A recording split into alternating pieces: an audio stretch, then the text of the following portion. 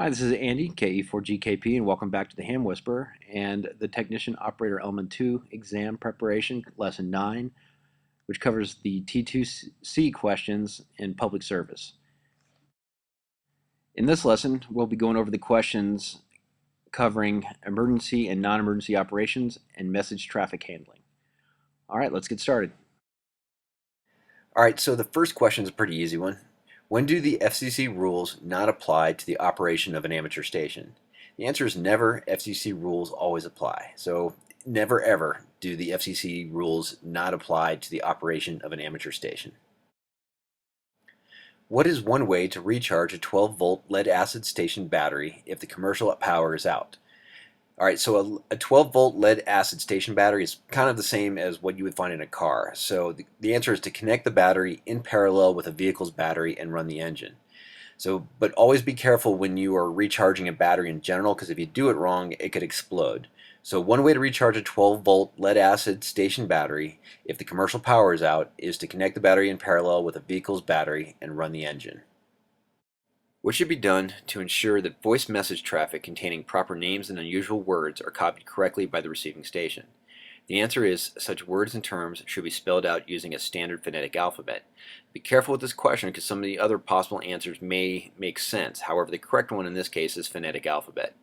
So when you're spelling out a word or a name or an unusual word, the receiving station may have a hard time understanding what letter you're using because letters such as B, C, D, P, E, T may all sound kind of similar, especially if the signal's not that great. So the way to get around this is use the phonetic alphabet. So like Bravo, Charlie, Delta, Echo, Tango, etc. So what should be done to ensure that voice message traffic containing proper names and unusual words are copied by the receiving stations is such words and terms should be spelled out using a standard phonetic alphabet. What do RACES and ARES have in common? Well, RACES stand for Radio Amateur Civil Emergency Service, and ARES stands for Amateur Radio Emergency Service. And based on those, you can pretty much tell that both may provide communications during emergencies. Now, RACES is a body of hams who have registered their station with a civil defense organization. This is, for the most part, an FCC organization. RACES is. The primary role is civil defense, but they're also used in natural disaster and emergency communications as well. Now, the FCC has the power in a civil defense emergency to shut down the amateur bands to all hams except for RACES registered operators who would only at that point provide civil defense communications authorized by the FCC. Now, ARES is an organization that was set up and run by the ARRL, and it is a membership of hams who provide their skills and equipment to support disaster relief and emergency communications. Both are great organizations and both provide excellent opportunities to do some really good training and give back to the community. So I highly recommend if you have the opportunity to get involved with both. Which of the following describes the Radio Amateur Civil Emergency Service, or RACES? The answer is all of the above on the exam. So this is kind of a long one. It's a radio service using amateur frequencies for emergency management or civil defense communications, a radio service using amateur stations for emergency management or civil defense communications, and an emergency service using amateur operators certified by a civil defense organization as being enrolled in that organization. So essentially, once again, it's an all of the above question.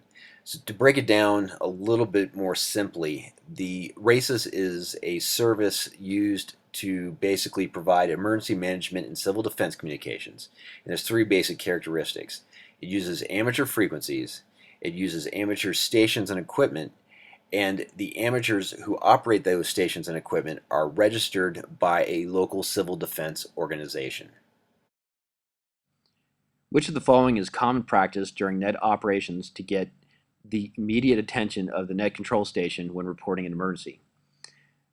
The correct answer is begin your transmission with priority or emergency, followed by your call sign. So you want to get their attention with a priority or emergency. Just saying break, break, or interrupting them some other way is not a good way of doing it. It's priority or emergency. This one makes the most sense of all the possible answers. Which of the following is an accepted practice for an amateur operator who has checked into an emergency traffic net? The answer is to remain on frequency without transmitting until asked to do so by the net control station. So a radio net is like a on-air meeting, and the net control station is the guy who is in charge of that meeting. So in emergency situations or an emergency net, it's very important to let net control determine the priority of traffic on the emergency traffic net. And this is no time for conversation or chit chat, and you just need to pass the essential information needed at that moment. So which of the following is an accepted practice for an amateur operator who has checked into an emergency traffic net? The answer is to remain on frequency without transmitting until asked to do so by the net control station. Which of the following is a characteristic of good emergency traffic handling? The answer is passing messages exactly as received. Now, in emergency traffic, this is extremely important. It is extremely important to pass and receive the message exactly the same. And there are ways and techniques that you can do that. So if you ever receive a message and you aren't 100% sure that you copied that message exactly correct, you need to ask them to resend the message. So which of the following is a characteristic of a good emergency traffic handling? Passing messages exactly as received. Are amateur station control operators ever permitted to operate outside the frequency privileges of their license class? The answer is yes, but only if necessary in situations involving the immediate safety of human life or protection of property. So this is basically the emergency catch-all. So you can communicate any way you need to communicate if life or property are at risk. However, this is for immediate emergencies only. So if you do not communicate your message now, there will be repercussions on life or property. So are amateur station control operators ever permitted to operate outside the frequency privileges of their license class? They are, but only if necessary in situations involving the immediate safety of human life or protection of property. What is the preamble in a formal traffic message? Well, the preamble in a formal traffic message has all the information necessary to track the message through the traffic handling system. So it has all the numbers and to and from, everything you need to track it.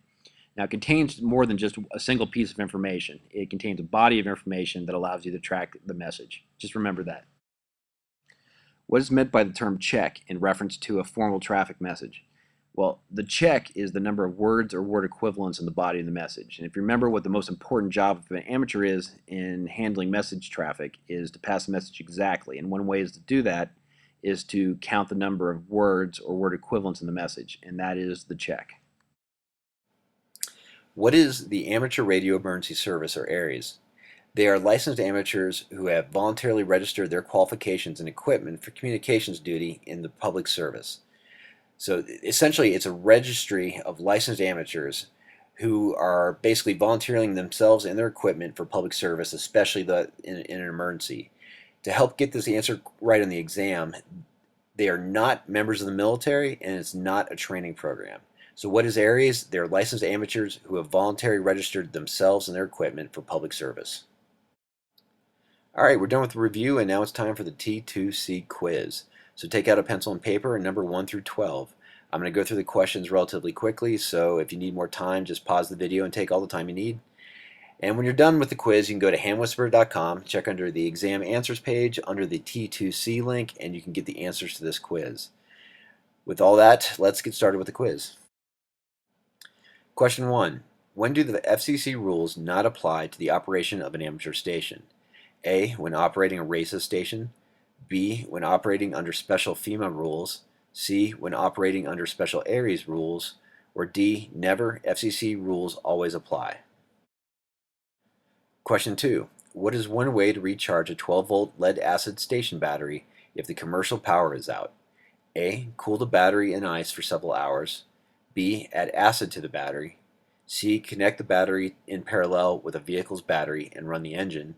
Or D. All of these choices are correct.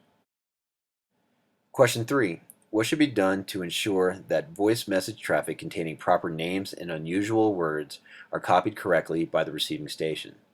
A. The entire message should be repeated at least 4 times. B. Such messages must be limited to no more than 10 words. C. Such words and terms should be spelled out using a standard phonetic alphabet. Or D. All of these choices are correct. Question 4. What do races and ARES have in common? A. They represent the 2 largest ham clubs in the United States. B. Both organizations broadcast road and weather traffic information. C. Neither may handle emergency traffic supporting public service agencies. Or D. Both organizations may provide communications during emergencies. Question 5. Which of the following describes the Radio Amateur Civil Emergency Service, or RACES? A radio service using amateur frequencies for emergency management or civil defense communications. B, a radio service using amateur stations for emergency management or civil defense communications. C, an emergency service using amateur operators certified by a civil defense organization as being enrolled in that organization. Or D, all of these choices are correct. Question 6. Which of the following is common practice during net operations to get the immediate attention of the net control station when reporting an emergency? A, repeat the words SOS 3 times followed by the call sign of the reporting station. B, press the push to talk button 3 times. C, begin your transmission with priority or emergency followed by your call sign. Or D, play a pre-recorded emergency alert tone followed by your call sign. Which of the following is an accepted practice for an amateur radio operator who has checked into an emergency traffic net? A, provided that the frequency is quiet, announce the station call sign and location every 5 minutes. B, move 5 kHz away from the net's frequency and use high power to ask other hams to keep clear of the net's frequency. C, remain on frequency without transmitting until asked to do so by the net control station. D, all of these choices are correct. Question 8. Which of the following is a characteristic of good emergency traffic handling? A, passing messages exactly as received. B, making decisions as to whether or not messages should be relayed or delivered. C, communicating messages to the news media for broadcast outside the disaster area. Or D, all of these choices are correct. Question 9. Are amateur station control operators ever permitted to operate outside the frequency privileges of their license class? A, no. B, yes, but only when part of a FEMA emergency plan. C, yes, but only when part of a race's emergency plan. D, yes, but only if necessary in situations involving the immediate safety of human life or protection of property. Question 10. What is the preamble in a formal traffic message? A, the first paragraph of the message text. B, the message number. C, the priority handling indicator for the message. Or D, the information needed to track the message as it passes through the amateur radio traffic handling system. And question 11. What is meant by the term check in reference to a formal traffic message? A, the check is the count of the number of words or word equivalents in the text portion of the message. B, the check is the value of a money order attached to the message. C, the check is a list of stations that have relayed the message. Or D, the check is a box on the message form that tells you the message was received. And question 12. What is the Amateur Radio Emergency Service, or ARES? A, licensed amateurs who have voluntarily registered their qualifications and equipment for communications duty in the public service. B, licensed amateurs who are members of the military and who voluntarily agreed to provide message handling services in the case of an emergency. C, a training program that provides licensing courses for those interested in obtaining an amateur license to use during emergencies. Or D, a training program that certifies amateur operators for membership in the Radio Amateur Civil Emergency Service. And that's the T2C quiz. And now that you're done with the quiz, you can go to hamwhisper.com, go under the exam answers page to the T2C questions, and check your answers there. And until next time, and lesson 10, this is Andy, KE4GKP, saying 73, and I hope to hear you on the air soon.